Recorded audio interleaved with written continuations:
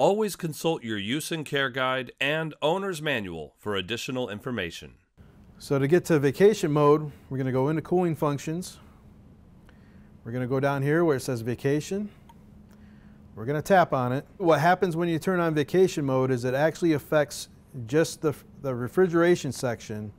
And this is a mode that you want on when, say, you're gone for a week. It's going to be more economical and it's going to run better.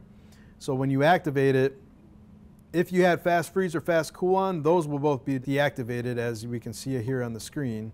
So we'll hit activate.